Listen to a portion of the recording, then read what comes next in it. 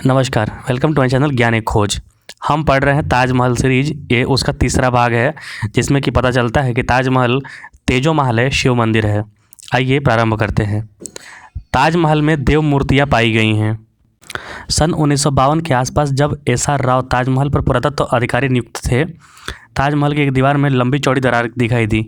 कारीगरों को बुलाकर मरम्मत प्रारंभ हुआ। आसपास की ईंटें निकालने की आवश्यकता पड़ी।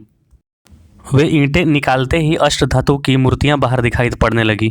तुरंत मरम्मत रुकवाकर दिल्ली के पुरातत्व प्रमुख से मार्गदर्शन मांगा गया।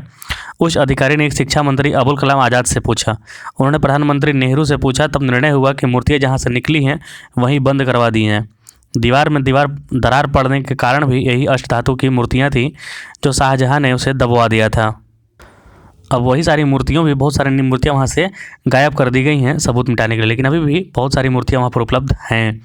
उस घटना के कुछ वर्ष पश्चात टी.एन. पद्मनाभन जब ताजमहल पर पुरातत्व अधिकारी थे तो उन्हें ताजमहल में विष्णु की मूर्ति प्राप्त हुई थी, किंतु कनिंघम जो कि अंग्रेजी इतिहासकार था, कनिंघम के समय से पुरातत्व विभाग समय समय पर प्राप्त होने वाले ऐसे प्रमाणों को प्राप्ति स्थान से दूर कहीं ले जाकर छुपाता रहा है। शाहजहाँ ने जब तेजो महल मंदिर हथिया लिया था तब उसने सारी मूर्तियाँ निकलवा कर दीवारों में या भूमि में नीचे दबवा दी थी। अभी भी जो नीचे का तख्ता बंद है, तहखाना बंद है, वहाँ से खोला जाए तो बहुत सारी मूर्तियाँ, हिंदू मूर्तियाँ मिलेंगी। तथापि अब तक जो प्रमाण प्राप्त हैं उनसे ऐसा लगता है कि सन 1155 ईस्वी के आश्विन शुक्ल पंचमी रविवार के दिन यह तेजो महल शिव मंदिर राजा परमर्दी देव के शासनकाल में बनकर तैयार हुआ। मोहम्मद गरीब व कई मुसलमान आक्रमणकारियों ने ताजमहल के द्वार आदि तोड़कर उसे लूटा। तथापि प्रत्येक हमले के पश्चात सोमनाथ की तरह हिंदू लोग आए और नए द्वार आदि बनवाकर उसे शुद्धि करा के उसे नया प्रारंभ पूजा पाठ चालू किया। उसी कड़ी में शाहजहाँ अंतिम इस्लामी आक्रमणकारी था जिसने तेजो महल शिव मंदिर को कब्जा कर इस्लामिक कब्रिस्तान ही बनाकर छोड़ा। और वहाँ पर कब्रिस्तान बनने के बाद वहाँ पर लोगों को आने जाना बंद कर दिया गया, बंद करवा दिया गया।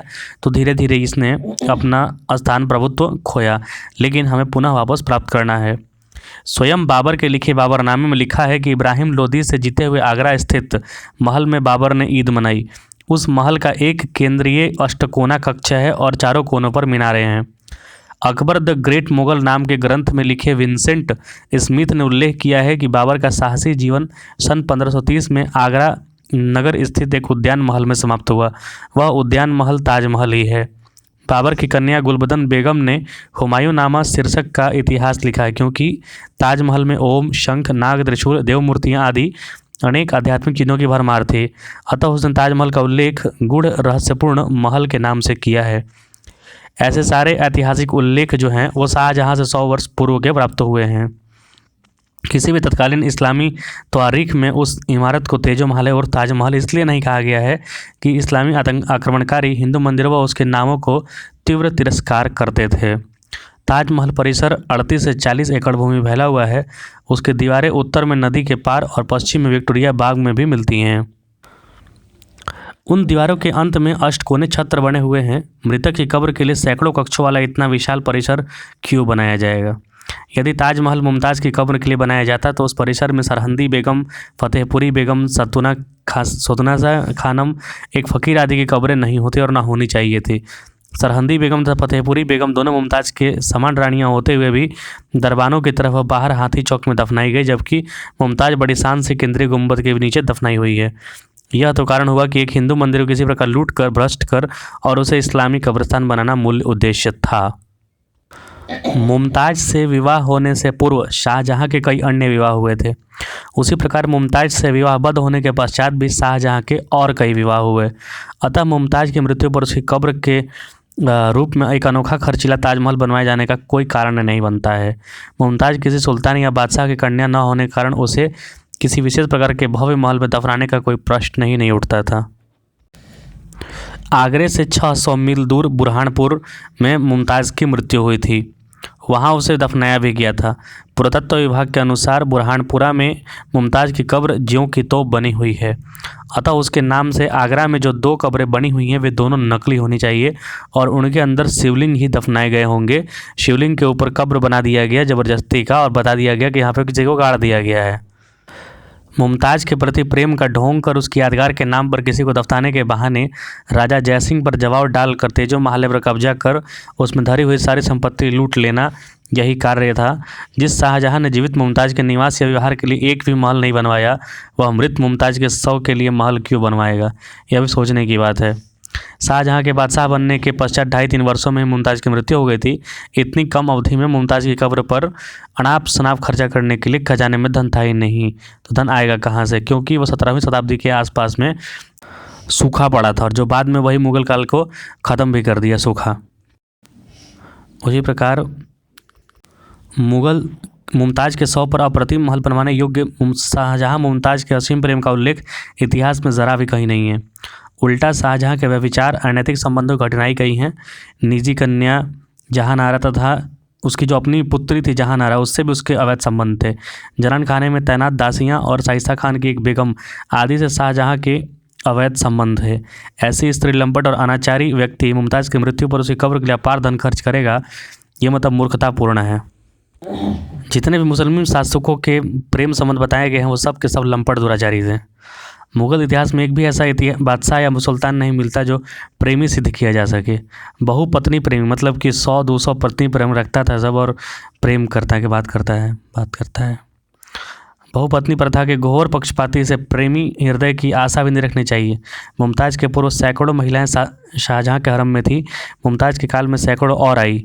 यह संख्या मुमताज़ के बाद हज़ारों में पहुंची। ऐसे प्रेमी को प्रेम स्मारक के बारे में सोचने का कितना समय मिला होगा? बनवाने की बात तो बहुत दूर है। और सुनिए, ताजमहल की दीवारों का संगमरमर हल्के केतकी का छटा का है, जबकि कुरान की आयतों वाला संगमरमर सफ़ेद दूध जैसा वर्ण का है। यह असंगति इस कारण हुई कि ऊपरले मंजिले के कक्षों की भूमि पर लगी संगमरमरी शिलाएं निकलवा कर उन्हें कुरान जड़ने के काम में लाया गया। इतिहासज्ञों ने ऐसी भी बारीकी से ऐतिहासिक इमारतों का निरीक्षण भी नहीं किया और इस्लामी तवारीखों का अध्ययन भी नहीं किया।